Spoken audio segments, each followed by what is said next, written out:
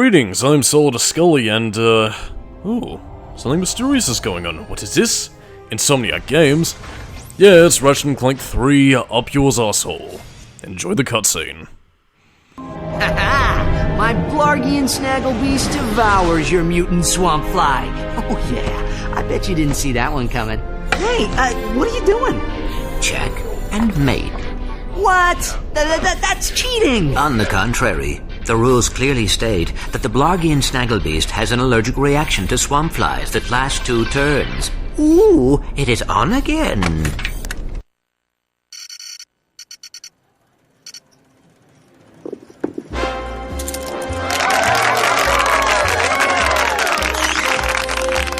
Your luck is extraordinary, sir. But do you lose as gracefully as you will? I would not know, Maximilian. I never lose. There is a first time for everything. Agent Clank!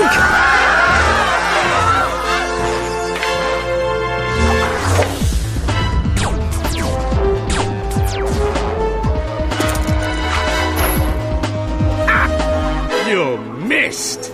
So much for the famous secret agent! Shocking. Bring the car around, Jeeves, and mind the ejector seat this time. Stay tuned for more Secret Agent Clank.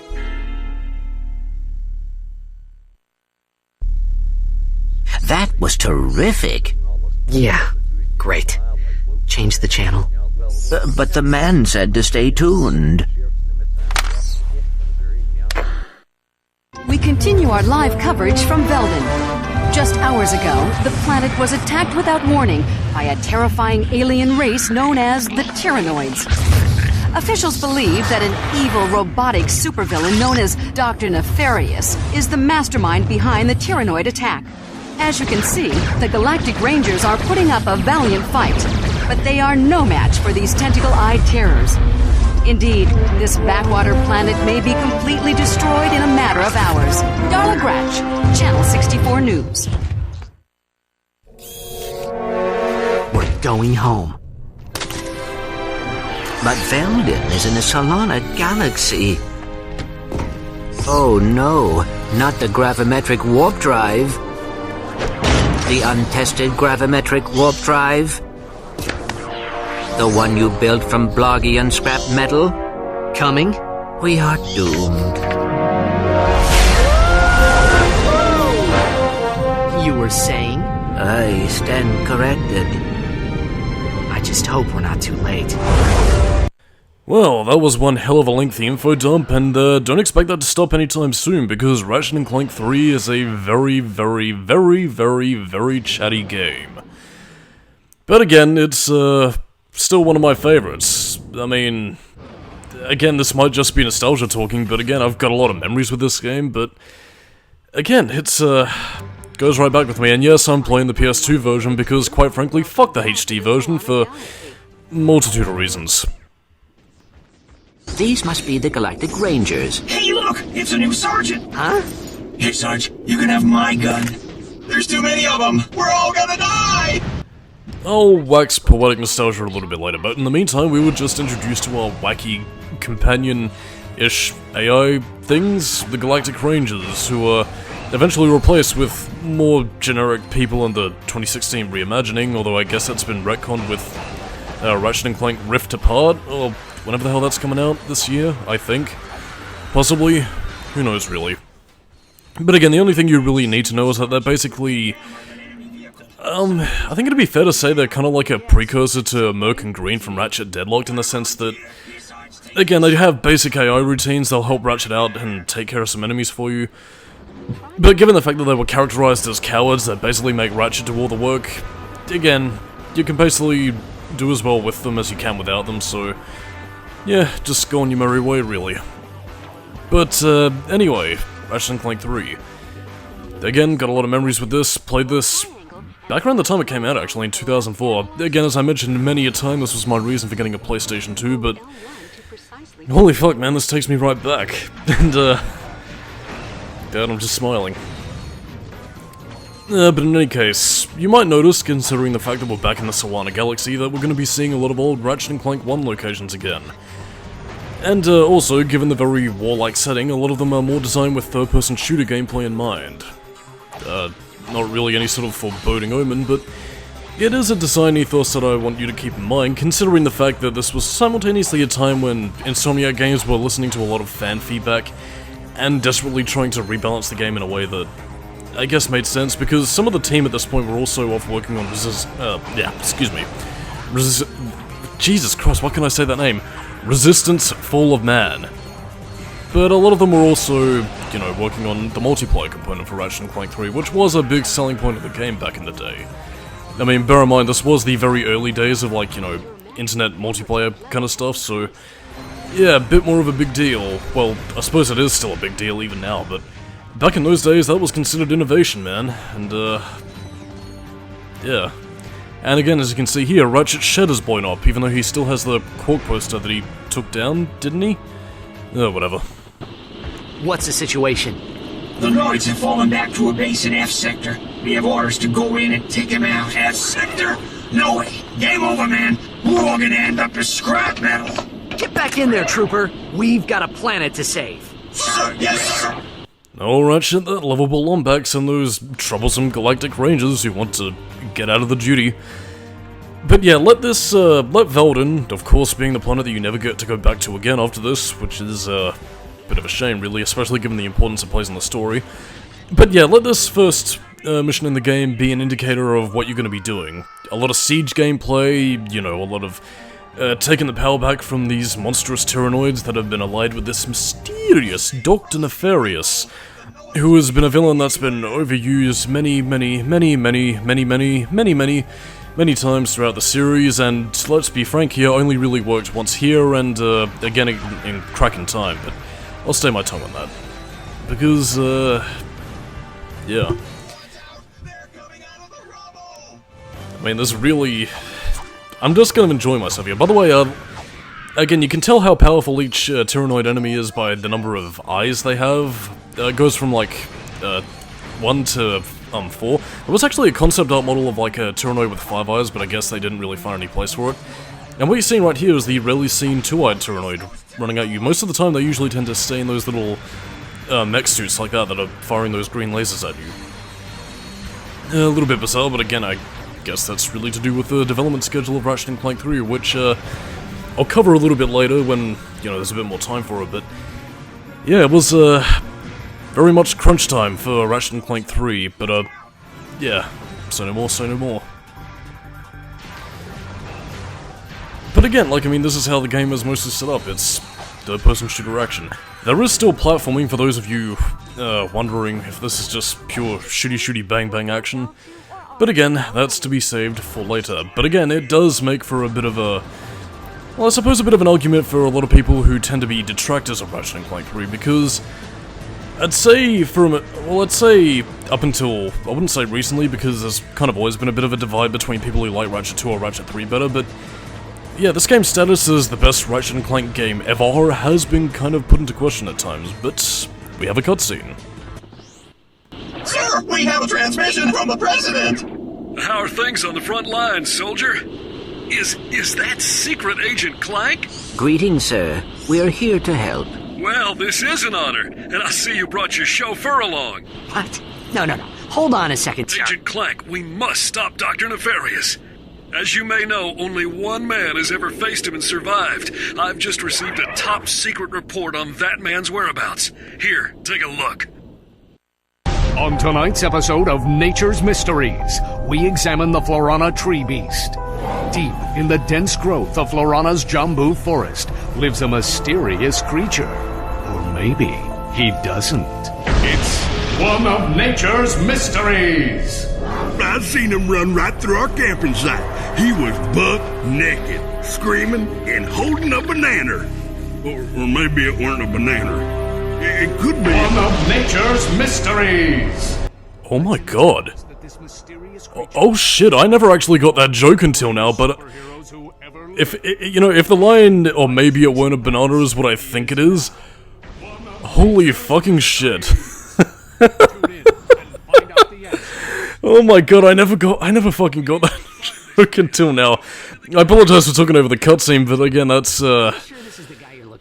kind of always escaped me up until this point. Jesus Christ. But I mean, yeah, to go over the story at this point, basically they want us to find this mysterious man who, if you've played any Ratchet and Clank game in the history of anything, you should immediately know who the fuck we're looking for. But, for the sake of playing dumb and keeping up the mystery for everybody else, yeah, who knows. But anyway, Ratchet and Clank 3, released in 2004 by Insomniac Games, and, yeah, I don't even know what the fuck I'm saying anymore. It's just putting out the time, really. But again, while we do get some returning planets, we also get some new ones. And, yeah, Florana's one of them. Obviously a combination of flora and fauna, which is apropos given the fact that we're encountering a lot of wildlife down here. And of course, we're fighting off native tribesmen. Very interesting. And again, it's a little bit early to be mentioning this, but I suppose I've figured I might as well at least allude to some of the development problems Ratchet and Clank 3 had, because initially, when you were going to be landing on the planet, yeah, you would have initially been encountering a returning familiar face, Skid McMarks, on Florana. He actually would have ambushed Ratchet and Clank in a bit of a turbo slider race, challenge Ratchet to unlock a gadget known as the Refractor. And basically this... Well, again, it was a facet of the game that was cut for time, basically, due to the development crunch times this game had. Yeah, you were initially going to be having races similar to what you had in the first and second games, although this time it was racing in cars, and there was actually a finished racetrack for this. Like, I mean, if you go to the Insomniac Museum, which has been a series tradition since Ratchet and Clank 2, yeah, you can actually find at least a little bit of the track layout that they were working on, but had to scrap it for time. And, yeah, that's basically something that ended up being cut.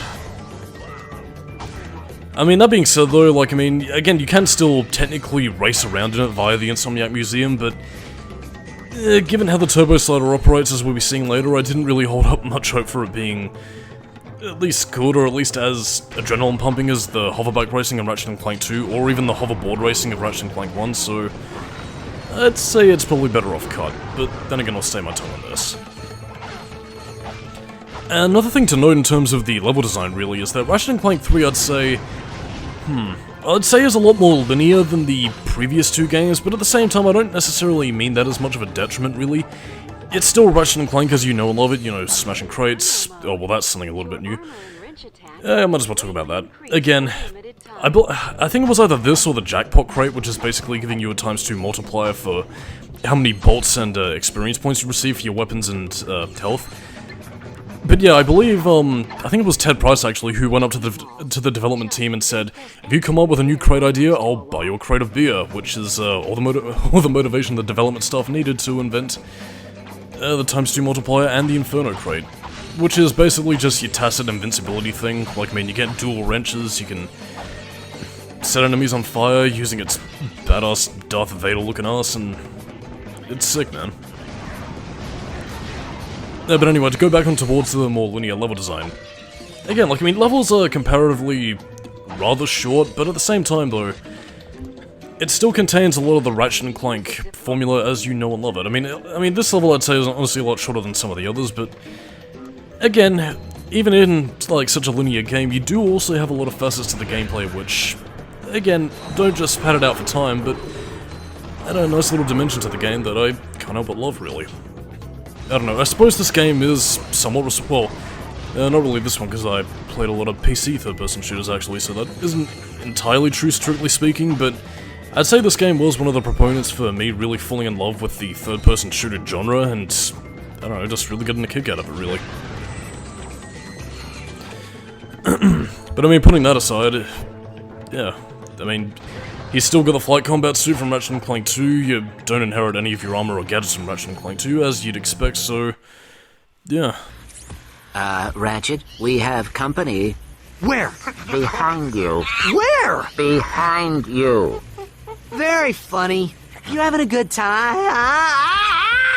You trespass on sacred ground. Now you walk path of death. But, sir... Path of death! who's that familiar sounding Jim Ward voice? Who could it be? But yeah, in any case, we also have an obstacle course, which will become very familiar in the past to come, let me tell you. But yeah, there are, much like previous Ratchet and Clank games, you also have skill points, you've got... Again, like, I mean, basically a lot of the features you loved in previous games are still here. Well, in some cases, and I will point them out as we go on. But yeah, skill points are one and the same, and of course, if you want to get the squeaky clean skill point, you gotta do this without getting hit once. Something that you can actually make a total joke out of if you have the shield charger, but you won't be getting that until right at the end of the game.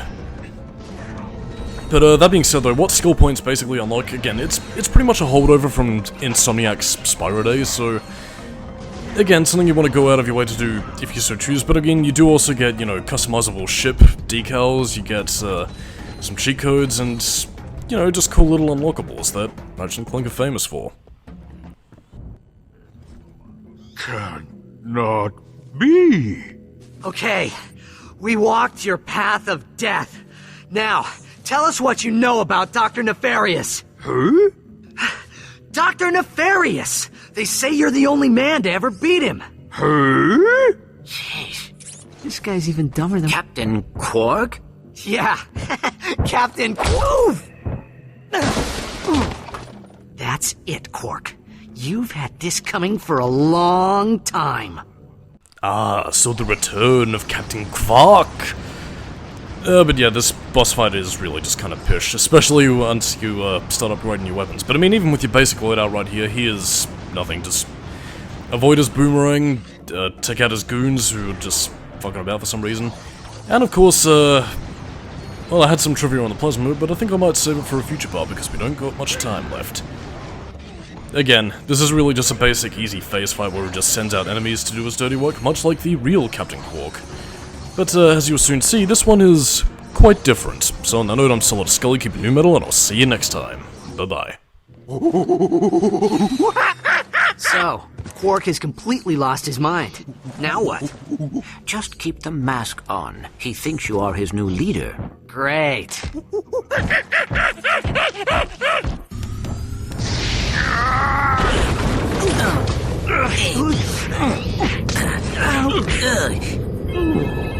Incoming call. This is Captain Sasha of the Starship Phoenix. The President has asked me to assist you. Hi. I see you have located Captain Quark. Yeah, we got him, but, well, he thinks he's a monkey. Of course.